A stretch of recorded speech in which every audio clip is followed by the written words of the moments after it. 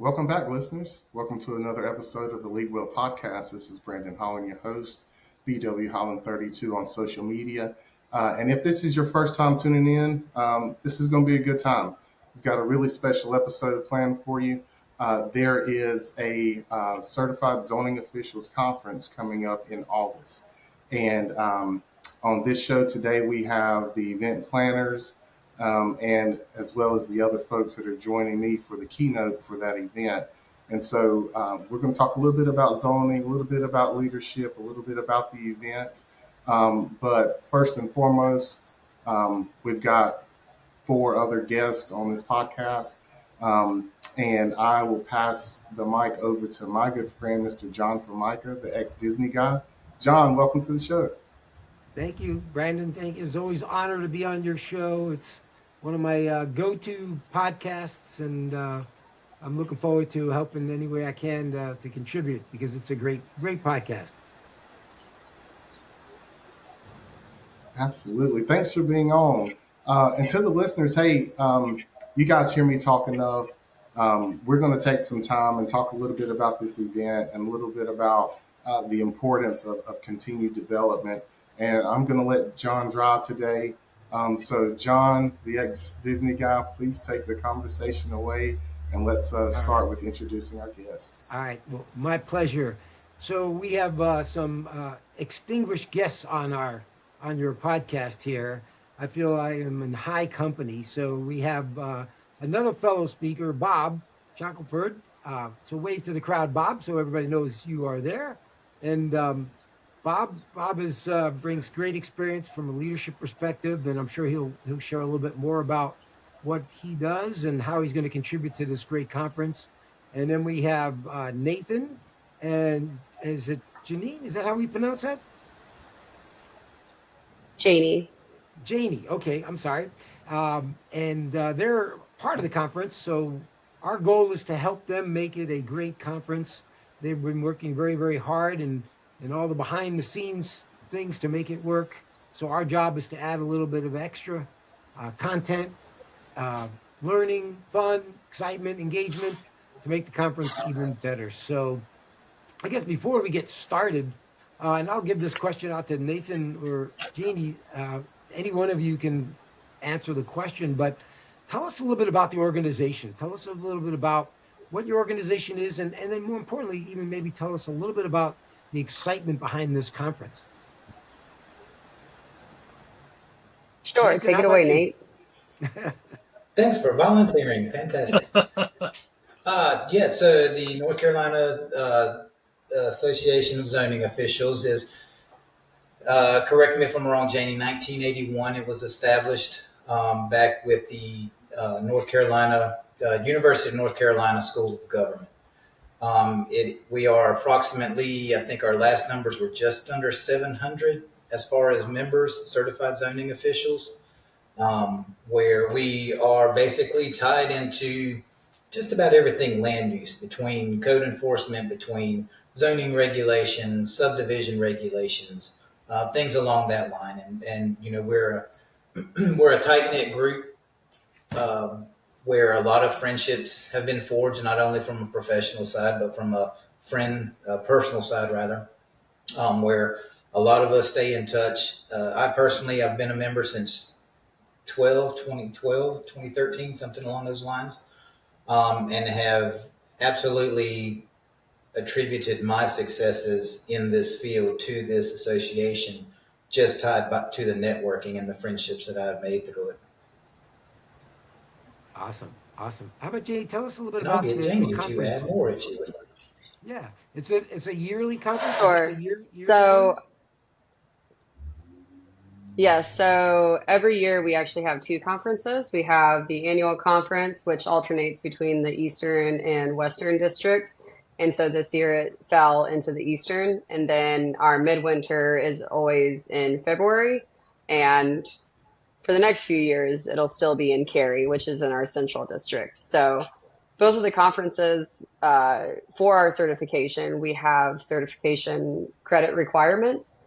And so each of those conferences allow our members to get all of the required credits needed and they're required to have those every 2 years. So typically, depending on how everything's structured, you need to make at least one conference every 2 years in order to maintain the certification. Awesome, awesome. So this is an exciting conference. Obviously, a lot of people coming from all over the state. Uh, great location, right, for the summertime. Who doesn't want to be there at the beach during the summertime, right? So you all did, whoever did the planning of that was awesome, right? Usually I speak at conferences like I was in Phoenix, where it's 115 degrees, and I'm thinking, who plans a conference in Phoenix in the summertime? But you all did it right. So congratulations. Um, so so the topics that we're going to be talking about, I know I looked at the agenda. There's a lot of great speakers, a lot of great content, a lot of great activities going on, and as Nathan said, networking is a big uh, uh, benefit of attending the conference. That's why they're so important to get together, share ideas, share best practices as well.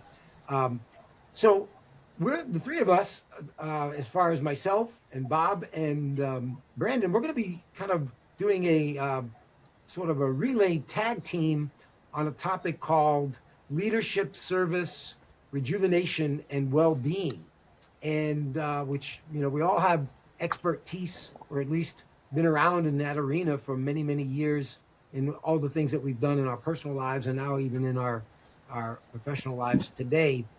So one of the questions that I always like to ask before a conference, speaking to wonderful people like you, is tell me about, as we relate to those topics, tell me what you think some of the biggest challenges are that your members are having in any one of those, whether all of them or even you want to separate them. Just give me an insight on one of them. What do you think the biggest challenges? What do they need from that we could provide them some great nuggets or some great tools for their toolbox? Any ideas? Anything come to mind? And you can, Nathan, if you want to go, that's fine. Yeah. Yeah. So, I mean, going back to what a lot of our attendees and our associate members are involved with on a daily basis for their, livelihood and their careers, has a lot to do, where it can kind of beat you down, for lack of a better term. We are continually dealing with the public. We're always contending with, private property, quote unquote rights, things of that sort, of where are certain areas and the ordinances of enforcing those particular ordinances. So, you know, with that being constantly bombarded with lack of agreement, we shall call it. And then on top of that, also, not only from an outward source, but even from an inner source, as far as maybe our workmates, our supervisors, ones that are local officials, it just becomes kind of a heavy burden to continually be, you know, exposed to that. And so, with a conference like this, and particularly with you three gentlemen, we want to provide a platform of what we can keep in mind, what we can take away to help with that resiliency, to help us, keep that at the forefront of how we can keep maintaining our sanity, basically, to push on through the career, the path that we've chosen to deal with these things. Awesome, awesome. So obviously, when you think of leadership, boy, all of those three topics are important in leadership. Obviously, being resilient, being a good leader, first of all, but being resilient, and dealing with well-being, not only of yourself as a leader, but your staff. How's your staff doing and that sort of thing. Would you say that, uh, from a leadership perspective, that many of the leaders are seasonal leaders? In other words, they've been leaders in their field for many years? Or are we looking at a lot of new people that are just been, sort of new roles as leaders and supervisors? Which do you think might be a bigger challenge? Um, I think it's really a mixed bag, really, with any profession nowadays. I think it's gone more so towards having the younger leaders, and um, I'm not going to say inexperienced because I think that sounds bad, but not as experienced, even though they mean the same thing. And people just go through kind of different situations throughout life, but I think probably the younger leaders can be an issue because at least with our profession, there's so much that changes seemingly all at the same time, it seems like, and kind of a different way that people were raised, it seems now as well, and just dealing with a different set of circumstances as opposed to how we were raised or how our parents were raised, and things just change so quickly nowadays. Our world is really an instant gratification type of thinking, and so it can be really difficult, especially with working in local government, because nothing is instant.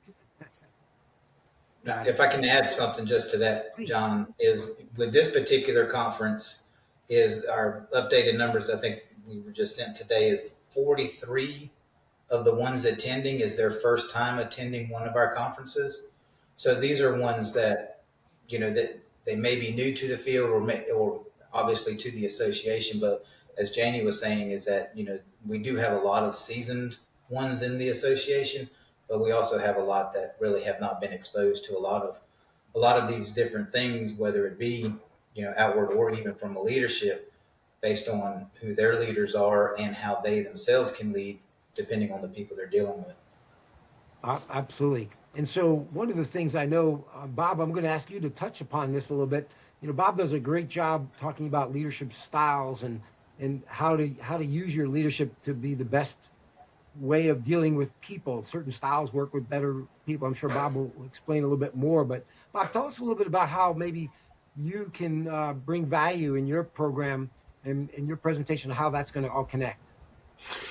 Well, going back to what Nathan was talking about a minute ago about how people can get they can get bogged down in the day to day dealing with people who disagree and trying to make difficult decisions that people buy into and all that. One of the things that I think addressing that situation with your people. Um, Anytime you're dealing with people, it's challenging anyway. But then when you're dealing with them over topics that they're kind of set up not to agree on, that's especially a challenge. And one of the things I think may be helpful for the people in this conference is to get back to the why you do what you do. Get back to the purpose. I'm thinking about mission-driven leadership. Because what happens is people can get their heads down, and I've got to do this, I've got to do that, I've got to do this report, I've got to talk, and they get bogged down in the drudgery, the day-to-day weeds, and they forget to look up and say, man, where would I kind of be if we weren't doing this? What kind of chaos would there be? Why are we doing this? What kind of order does it bring to our community? What kind of growth does it bring? What kind of opportunities for development does it bring? And maybe to we're talking about rejuvenation, John. An area of rejuvenation may be to remind people to look up now and then and remember why we do what we do. And so that's one of the things I think I will be able to bring to the conference. Awesome. And again, it's just giving them some tools in their toolbox. We all know that as leaders, I can vouch for that in my career. Here you go. Here are the keys. You're on your own, right? And there you go. And you're on your own, and you'll figure it out. It's on the job training, and I call it the swimming pool method of learning, right? Sink or swim. And most of us, I know when I was growing up being a leader, I was dog paddling a lot because I couldn't even figure out how to keep my head above water because I was sinking badly because I was a terrible leader. But again, like Bob said, if we can kind of break it down to a little bit simple tasks and figure out what is the most important things to do, right? What's really the most important tasks have to get done, responsibilities, budgets, interactions, absolutely has to get done. But if we just kind of realize that you don't have to do everything all at one time and just kind of talk about what the why is and what's so important, and maybe I should work on that first, I think that might help them understand. You all agree? Oh yeah, and John, if I could add one thing, another thing that I think is at the heart of the kind of dynamics that Nathan is describing is that you're involved in communication. Your communication style is very important in trying to resolve issues that are complicated, and people I think it's important to realize that everyone doesn't think alike. And to be able to understand how I think and understand how others think and be able to reframe so we can connect instead of talking by each other, I think uh, uh, maybe we could spend some time on talking about how great leaders think and how they understand how others think and cross that divide to connect.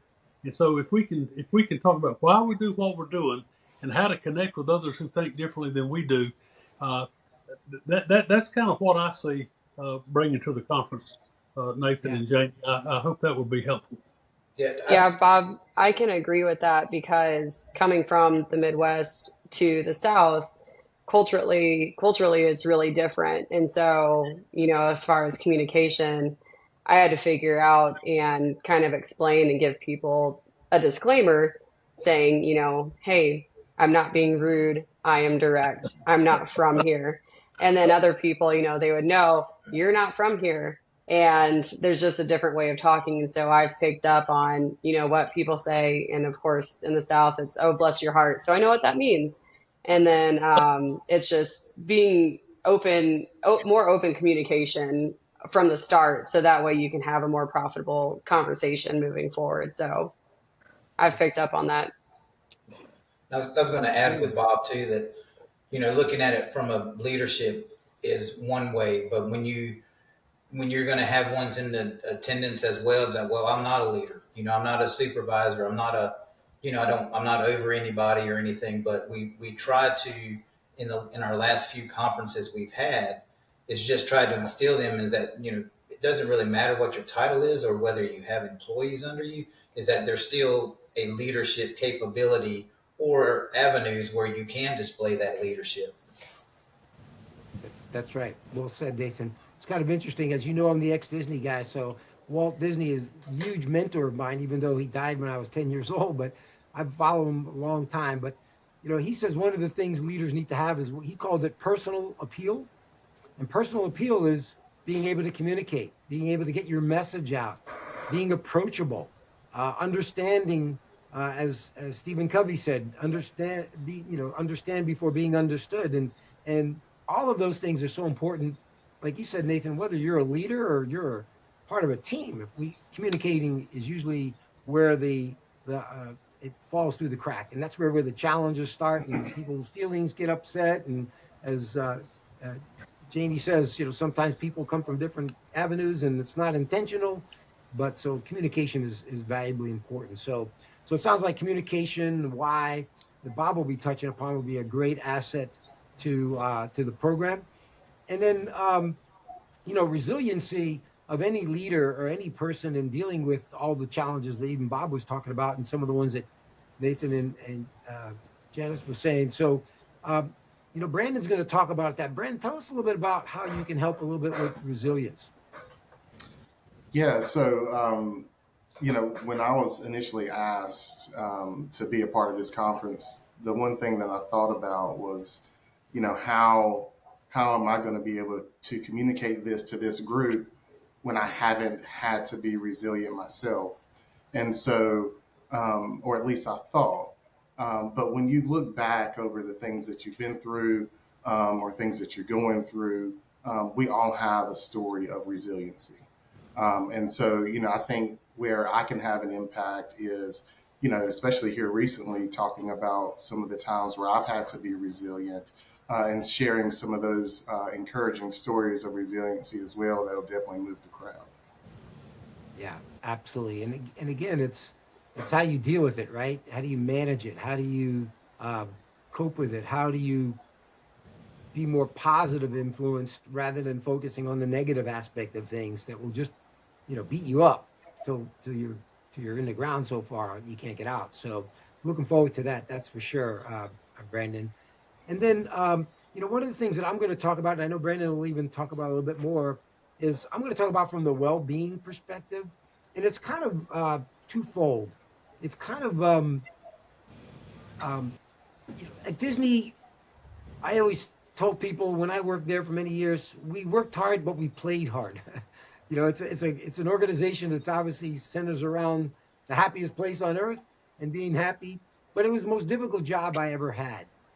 because of the pressures, the high expectations, the volume of people that we had to deal with. And I managed the hotels that were 100% full every night and demanding guests at some of the finest top level hotels that Disney offered.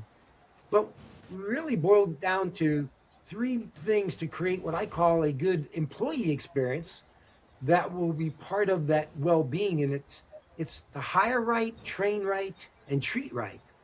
And part of that is obviously hiring right. We want to make sure we get the right people on board.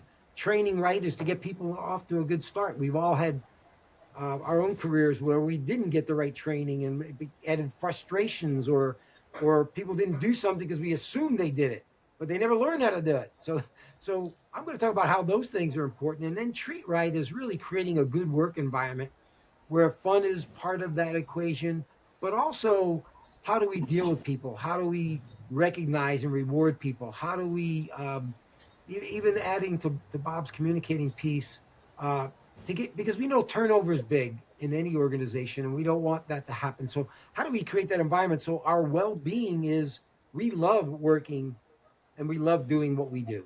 It's not an easy job. We know that there are no easy jobs, but can we go to work thinking, boy, I'm making a difference? As Bob says, I know why I'm doing this. And I think we can all add that to them, help them in everything they do to kind of put a little bit of the cherry on the top of the sundae. How do you all feel about something like that? Are those some areas that they need some help in? I think they're spot on as far as what we were looking for from a presentation side of things, because I think, those areas are something that's very important and very practical on an everyday basis for what we do. Right. I agree that I think it's something that really everyone needs. And when you're talking about how our impacts, make a difference on people, even if we don't see it. I think back to the movie Aaron Brockovich, where towards the end, the man that she meets kind of in the middle, she said, come with me. I want you to see what you helped me do. So seeing that supportive help, even though she was super busy and doing all of these things and, sacrificing that time with her family and stuff, it was to help kind of a greater good. And then she could, step back and also be with her family again. So I think it's important for everyone to kind of see that it's not just always an initial impact, but sometimes there is some secondary effects to what we do or have happened to us as well. Absolutely, because sometimes they don't see the forest through the trees, right? They just think I'm doing my job. As Bob says, they just work on their task and they get so inundated, but they don't realize they are making a difference and they are impacting their own communities, and other people as well. Even on their team, they're impacting. So, all of those things are important, because if you're not a good leader, you're not going to have a good well-being because you're going to be frustrated. And if you're an employee of a leader that's not very good, you're going to be very frustrated as well, because you're going to be have to deal with all kinds of issues. So it sounds like we're going to hit some good content that'll help them, give them some nuggets, give them some tools in their toolbox to so that they can take away. And I know it's going to be engaging. They're going to be fun. Between myself, Bob, and Brandon, we're all engaging speakers, so it's not going to be throwing up a bunch of boring PowerPoints up on a screen and put everybody to sleep, because it's important to engage them. I always look at, again, I'll go back to Walt. Walt said people learn more when they're entertained. So I'll tell all of you right now, I can't sing, I can't dance, I can't juggle, I don't know any magic tricks, but I'll do my best to engage the audience to have some fun, because they'll learn more. And I know Bob and Brandon feel the same way, and that's why we're excited to be and honored to be at your conference. Anything else that you I'm think looking is a forward to challenge, it. or anything else? Please, Bob, go ahead. No, I just said I'm really looking forward to it. I think that this was a great opportunity. Janie, I was thinking as you were speaking early on, I'm glad we didn't get picked to speak at the Cary conference, but you said the next couple of years will be at Cary. But we're going to be down there at the beach. We're going to be with some great people who work hard and have an opportunity to, as John said, to have some fun with them, to bring some good things that's going to help them, help hopefully. Rejuvenate, energize, help prevent burnout, help them get replugged back into why they do what they do. And I'm really excited about it. Thank you for the invitation. Awesome. Well, we are definitely honored to have all three of you guys attend for us, and I think you'll be pleasantly surprised of the engagement you will receive from our association, because we have a lot of different ones that this is it's important to all of us, but a lot of ones have an acute passion to ensure that they're able to take away, things for their own well-being, their leadership, the resiliency, all those aspects in order to become better, not just better employees or supervisors and leaders, but to be, better people. And also last year, I think it was last year, our keynote spoke very heavily on mental health, I think. Is that right? That's correct. And there was a very good, from what I had noticed at least, a very good response to that as well. So, including the other topics, resiliency, leadership, and well-being, along with mental health, is kind of a nice continuation, I think, from what we had last year, but also just to continue hitting on it. So, being prior military myself, it's something that is covered a lot in that field. Yeah, and the other good thing about I commend you is the fact a lot of conferences will have experts in your industry, which is valuably important, right? To bring knowledge and experience. You're going to get three different perspectives of people that are not in your industry, and so you're going to hear a little bit what maybe we've done in our experiences, but we'll connect the dots for them so that they can see, wow, we're not alone. We're not as bad as we think we are. We've all had those challenging situations, but maybe pick up a couple of different things from different industries, my background, Bob's background, Brandon's background, to give them a little bit more different insight. Sometimes we learn a little differently when we hear it from different voices. So I commend you on that thing. I think it'd be a great value to them as well. Anything else we want to share, Brandon? Anything else you want to chime in? Yeah, I just wanted to say, to the listeners, if you are interested in this conference, all this registration information will be in the show notes, as well as the contact information and the various ways of staying in touch with us. And also, if this is your first time on this podcast, just make sure you like, share, and subscribe. And if you got something out of this episode, which I'm sure you did, just make sure you share it with just one person so we can continue to grow organically. Awesome. All right. Hey, thank you guys so much for your time. We'll have another episode again for you in 2 weeks, and we will talk to you soon. Thanks. Thank you.